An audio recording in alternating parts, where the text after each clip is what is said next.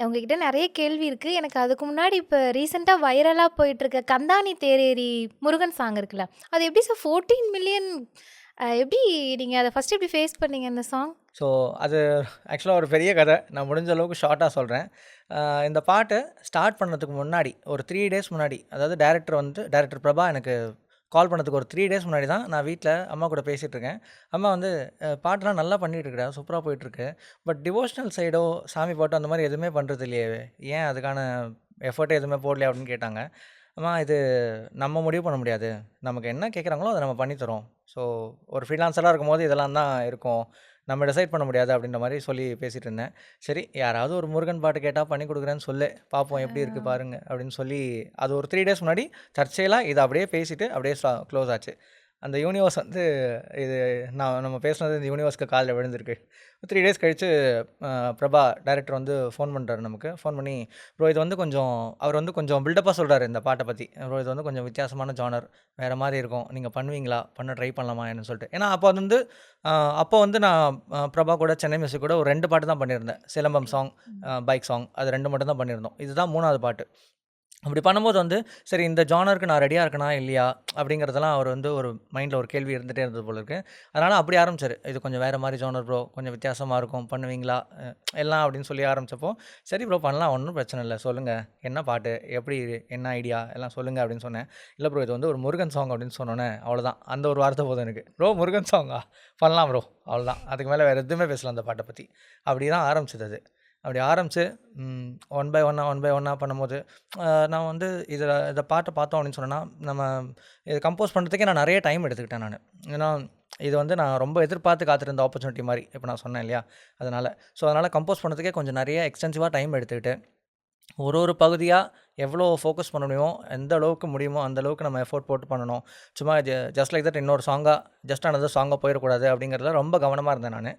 அதுக்கான எல்லா டைமுமே எனக்கு பிரபா குடுத்தாரு. ம். பிரபா சைட்லேருந்தும் ஆகட்டும், லிரிசிஸ்ட் நம்ம சிலம்பன் அசோக் ஆகட்டும், ம். எல்லாருமே எனக்காக பொறுமையா வெயிட் பண்ணாங்க. இந்த டியூன நான் கம்போஸ் பண்ணி முடிக்கிற வரைக்கும்.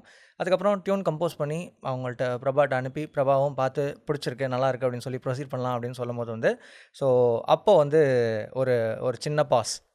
எல்லாருக்குமே அப்படியே கம்ப்ளீட்டா ஒரு ஜஸ்ட் ஒரு ஒரு ஒரு பாஸ் மாரி. ஜஸ்ட் அந்த இடத்துல எல்லாமே நின்னுடுச்சு. என்ன அப்படின்னு பார்த்தோம்னா, பிரபாக்கு வந்து ஒரு ஃபினான்ஷியல் கிரைசிஸ் வருது.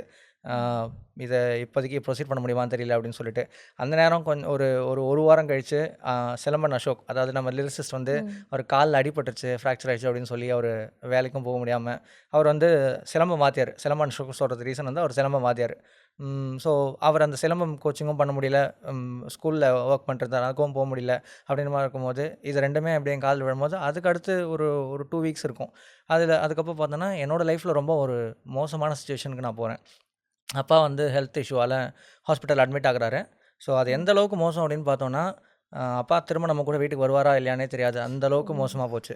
இது இவ்ளோ மோசமா போயும், இவ்ளோ பேத்தட்டிக்கா இருந்தும், எந்த ஒரு தருணத்திலயுமே நாங்க வந்து அ இந்த சாங்க நிறுத்திடலாம்.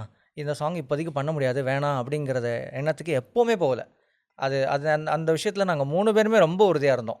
நான் ஹாஸ்பிட்டல்ல இருந்து கூட ஒரு கால்ல பிரபாகிட்டயும் தனியா அப்பப்போ எல்லாமே பேசிட்டு இருந்தேன்.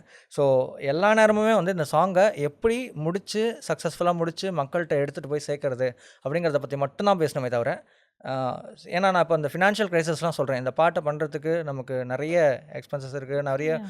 விஷயங்கள்லாம் ஆட் ஆயிருக்கு இதுல. நெறைய பேரோட சேலரீஸ் இருக்கு. இது எல்லாமே. அதெல்லாம் தாண்டியும் நம்ம வந்து இத கொண்டு போய் சேர்க்கணும் மக்கள்ட்ட அப்படிங்கிறது தான் வந்து எங்களோட ஃபோக்கஸ் இருந்தது. ஸோ அத ஒரு வழியா வெற்றிகரமா முடிச்சு, நம்ம கொண்டு வரும்போது வந்து ஃபைனலா ஒரு ஷேப்புக்கு வருது. அப்போ வந்து ரெக்கார்டிங்க்கு போலாம் அப்படின்னு சொல்லும்போது வந்து பிரபா வராரு நம்ம கூட ரெக்கார்டிங் ஸ்டுடியோக்கு வந்து. இங்க சென்னையில ஷிமா ஸ்டுடியோஸ்ன்னு என்னோட ஃப்ரெண்டோட ஸ்டுடியோ இருக்கு. அஸ்வின் நாகமூர்த்தி. அவரும் வந்து மியூசிக் டைரக்டர். என்னோட ஸ்கூல் ஃப்ரெண்ட். அவரோட ஸ்டுடியோல தான் இந்த பாட்டு ரெக்கார்ட் பண்ணலாம்னு சொல்றோம். சிங்கர் வேலு. வேலுவ பத்தி சொல்லணும் அப்படின்னு சொன்னோம்னா அவர் வந்து he is very popular among the industry. இப்போ வந்து அவரு தேவா சார் கூட பாடிட்டுருக்காரு. தேவா சாரோட எல்லா மியூசிக் கான்சர்ட்ஸ்லயுமே இருப்பாரு. அனிருத்தோட எல்லா சாங்ஸுமே பேக்கிங் வோக்கல்ஸ் பண்ணிட்டுருக்காரு. நீங்க இப்போ கேட்குற ரீசென்ட் சாங்ஸ் எல்லாத்துலயுமே இருக்கும். ஃப்ரம் ஹுக்கும்ல ஆரம்பிச்சு இப்போ வரைக்கும், இப்போ கடைசியா வந்த ராவண மௌண்டா வரைக்கும் எல்லாத்துலயுமே அவரும் பேக்கிங் வோக்கல்ஸ் பாடியிருக்காரு. ஸோ அவர் தான் நமக்கு இந்த பாட்ட பாடுறாரு. ஸோ அவரும் வந்து நமக்கு பாடி கொடுத்து நம்ம இந்த பாட்டை வெற்றிகரமாக ரெக்கார்டிங் வரைக்கும் கொண்டு போயிட்டு முடிச்சுட்டு அதுக்கப்புறம் ஸோ திரும்ப ஒரு எஃபர்ட் அகெயின் பசங்களோட ஸ்டுடியோவில் உட்காந்து ப்ரொடக்ஷன் கூட கோஆர்டினேட் பண்ணி எல்லாம் முடிச்சுட்டு பாட்டு முடிச்சு கையில் வெளியே வருது. அதுக்கப்புறம் திரும்பியும் அங்கே ஒரு பிரேக். என்ன அப்படின்னு பார்த்தோன்னா, வீடியோ எப்படி போடுறதுன்னு தெரியல அப்படின்னு சொல்லிட்டு. அஃப்கோர்ஸ் ஃபைனலாக அந்த ஸ்ட்ரகிள் எல்லாமே பிரபா அவர் தலையில் ஏற்றுக்கிட்டாரு.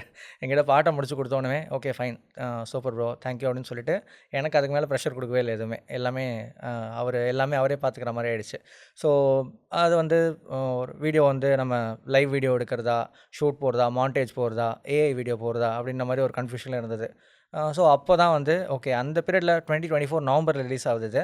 ஸோ அது ஒன்று பார்த்தீங்கன்னா இது நம்ம பாட்டை முடிக்கிறது வந்து ஏப்ரல் மேல முடிக்கிறோம். 2024 ஏப்ரல் மேல முடிக்கிறோம். அந்த டைம்லலாம் வந்து ஏஐ பேஸ்டு வீடியோஸ் வந்து அப்போது யாருமே பண்ணல. ஸோ நம்ம தான் அதை ஃபஸ்ட் டைம் பண்ணுறோம். ஏஐ கம்ப்ளீட்டாக ஏஐ பேஸ்டு ஒரு வீடியோ வந்து நம்ம தான் இப்போ ஃபஸ்ட் டைம் பண்ணுறோம். அது நல்லாயிருக்கும் அப்படின்னு சொல்லிட்டு அதை முடிச்சுட்டு அந்த பாட்டு எப்படி ரிலீஸ் ஆகி இன்றைக்கி உங்கள் முன்னாடி இவ்வளோ ஒரு பிரபலமாக இந்த பாட்டை வந்து நீங்கள் பேசுகிற அளவுக்கு வந்திருக்கு. இல்ல நீங்க இவ்ளோ தூரம் கஷ்டப்பட்ட அந்த முயற்சி எதுவுமே வீணாகல. நீங்க நெனச்சத விடவும் அந்த சாங் வந்து இப்போ வைரல் ஆயி போயிட்டுருக்கு. கண்டிப்பாக. ஸோ அது பார்த்தோம் அப்படின்னு சொன்னோன்னா, ஃபஸ்ட்டு மந்த்து அந்த பாட்டு ரிலீஸ் ஆன ஃபஸ்ட்டு மந்த்து அரௌண்ட் ஒரு மாதம் முடிஞ்சோடனே நாங்கள் செக் பண்ணுறோம். 13,000 வியூஸ் இருந்தது. ம். ஓகே. சரி முருகா, உனக்கு இது போதும்னு நினச்சிட்டேன். நான் என்ன சொல்கிறது இதுக்கு மேலே? இது எல்லாமே உன்னோட கால் தான். உனக்கு என்ன வேணுமோ அதை நீ எடுத்துக்கலாம் அவ்வளோதான். இதுக்கு மேலே நான் எதுவும் கேட்குறதுக்கு இல்லை. நான் வந்து ஜென்ரலாகவே வந்து எனக்கு இவ்வளோ வேணும், இப்படி பண்ணணும் அப்படின்ற மாதிரிலாம் யோசிக்க மாட்டேன் நான். ஸோ அது ஓகே. என்ன இருக்குது, நமக்கு என்ன கிடைக்கணும் அப்படிங்கிறது ஆல்ரெடி இங்கே டிசைட் ஆகிருக்கு. ஸோ அது நமக்கு வர்றதை நம்ம கேபிட்டலைஸ் பண்ணிக்கணும் அப்படின்ற மாதிரி தான் நான் யோசிப்பேன் நான் ஜென்ரலாகவே. எல்லாத்துலேயுமே இதில் மட்டும் கிடையாது, எல்லாத்துலேயுமே. ஸோ அப்போ ஃபஸ்ட்டு மந்த்து இதை முடிச்சுட்டு பார்க்கும்போது 13,000 வியூஸ் இருக்குது. அந்த டைமில் பார்த்தோம் அப்படின்னு சொன்னோன்னா, அதுக்கு முன்னாடி பண்ண சிலம்பம் சாங் ஆகட்டும், அதுக்கு முன்னாடி ரீசெண்டாக பண்ண பைக் சாங் ஆகட்டும், அதுக்கும் முன்னாடி பண்ண சிலம்பம் சாங் ஆகட்டும், எல்லாமே அதை விட நல்லா பெர்ஃபார்ம் ஆகிருந்திருக்கு. எனக்கு இருந்த சின்ன ஒரே ஒரு வருத்தம் என்ன அப்படின்னு சொன்னோன்னா, அதெல்லாம் பண்ணுறதுக்கு போட்ட எஃபர்ட்டை விட இது அதிகமாக எக்ஸ்டென்சிவாக எஃபோர்ட் போட்டிருக்கோம். இன்னும் ஸ்ட்ரகிள்ஸ் இன்னும் அதிகமாக இருந்திருக்கு இதில். இவ்வளோ கஷ்டப்பட்டு பண்ணியிருக்கோம்.